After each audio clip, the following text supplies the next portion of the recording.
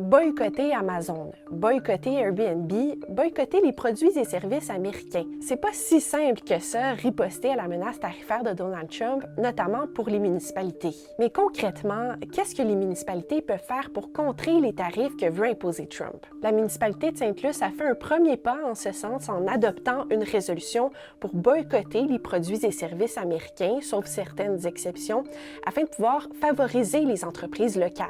D'ailleurs, le ministère des Affaires municipales a invité la semaine dernière les municipalités à acheter local, avant que Québec fasse la même chose lundi avec ses ministères et organismes publics. Moi, je trouve ça vraiment intéressant quand je vois ce genre de réaction-là. Mais concrètement, qu'est-ce qu'une municipalité achète? Des imprimantes, de la papeterie, des chargeurs, des bureaux, des chaises, des étuis de téléphone cellulaire.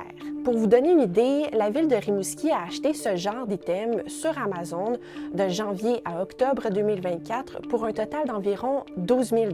La ville ne s'est pas engagée à cesser ses achats sur Amazon, comme l'a fait par exemple la ville de Montréal, mais son porte-parole nous a répondu par écrit que ces produits n'étaient pas disponibles chez des fournisseurs locaux, mais qu'il privilégie quand même l'achat local. L'achat local. L'achat local. L'achat local. Depuis la pandémie, on l'a entendu à toutes les sauces, mais comment on fait ça, privilégier l'achat local? Une des choses qui nous limite, c'est qu'au niveau de la loi, on ne peut pas décider d'acheter uniquement local rendu à des certaines sommes lorsqu'on va en soumission. La Fédération québécoise des municipalités, la FQM, souhaite que Québec modifie la loi sur les cités et villes pour donner plus de marge de manœuvre aux municipalités lorsqu'elles vont en appel d'offres. Par exemple, à Sainte-Luce, la municipalité peut acheter autant de produits locaux qu'elle veut en bas d'un certain seuil, qui est très exactement 133 800 $. Mais au-dessus de ce montant-là, elle doit aller en appel d'offres et choisir, comme le veut la loi, le plus bas soumissionnaire conforme et qui sait est peut-être américain.